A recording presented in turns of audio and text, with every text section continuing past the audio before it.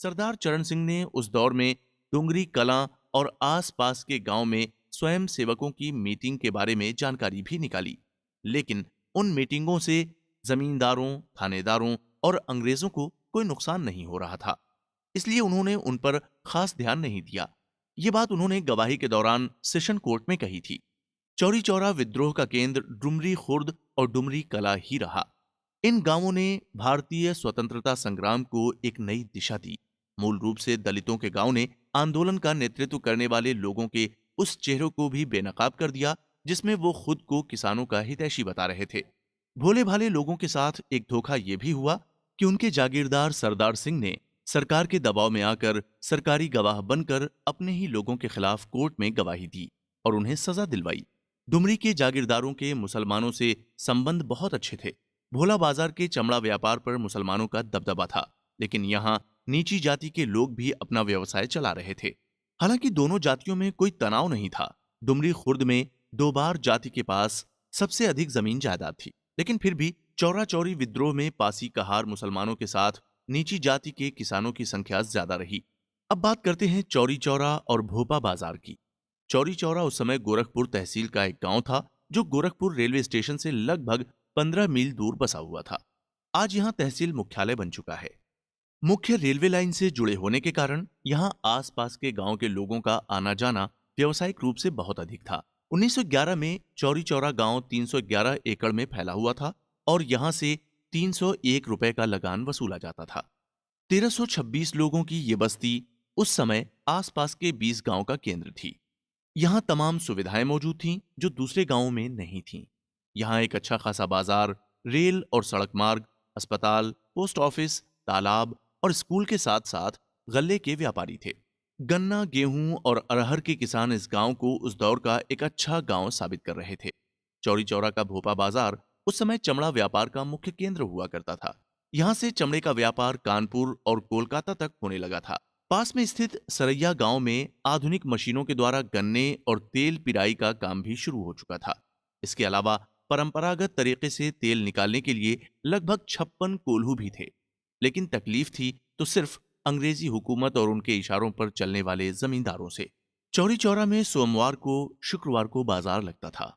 चौरी चौरा गांव के नामकरण पर एक दिलचस्प बात लिखते हुए उस समय इलाहाबाद हाईकोर्ट के मुख्य जज थियोडोर पिगाट ने लिखा है कि भारतीयों में प्रचलित अनुप्रास अलंकार के उपयोग की वजह से दो गांव के नाम को मिलाकर बोला जाता है। दरअसल चौरी चौरा दो अलग अलग गांव हैं जो एक दूसरे से 2 मील दूर हैं। इनमें से चौरा अधिक महत्वपूर्ण है जहां थाना है। 1857 की क्रांति के बाद चौरा रेलवे स्टेशन पर थाने की स्थापना हो गई और इन दोनों जगहों को संयुक्त रूप से चौरी चौरा के नाम से जाना जाने लगा। आइए अब जिक्र करते हैं चौरी चौरा किसान विद्रोह के उन फेमस नामों का जिन्हें अधिकांश लोगों ने नहीं सुना होगा।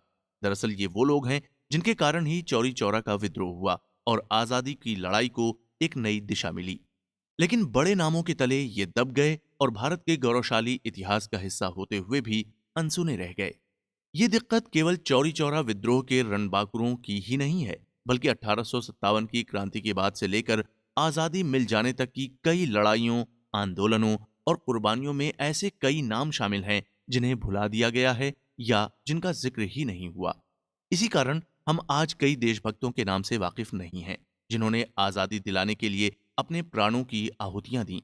चौरी चौरा विद्रोह के मुख्य नायकों के बारे में भी कुछ ऐसी ही कहानी है।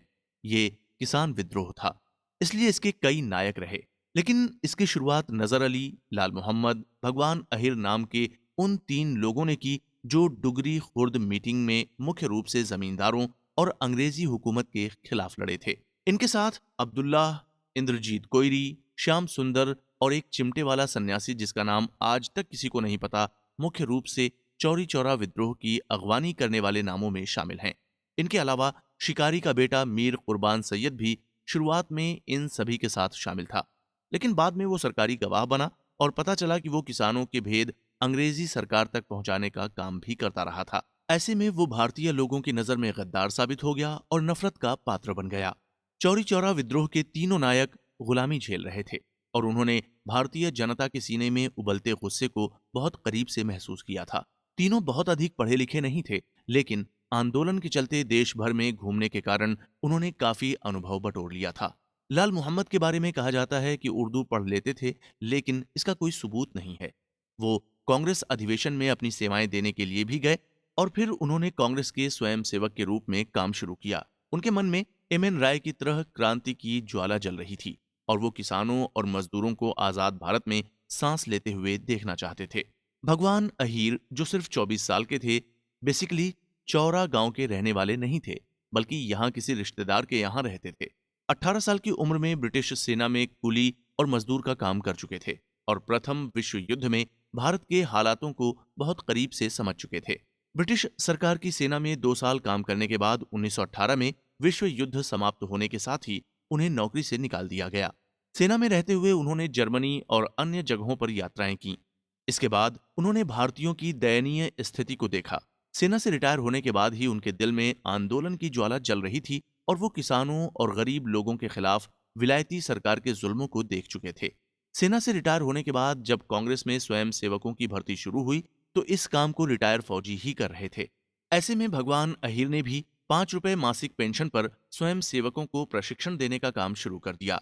इस एपिसोड में आप सभी ने जाना कि किस तरह से भारतीय जनता गांधी जी की भक्त थी और वो क्रांतिकारियों और स्वयं सेवकों के लिए मुश्किल पैदा कर रहे थे। साथ ही हमने भारत के उन वीर सपूतों के बारे में भी जाना जिनके बारे में शायद अब तक हम नहीं जानते थे।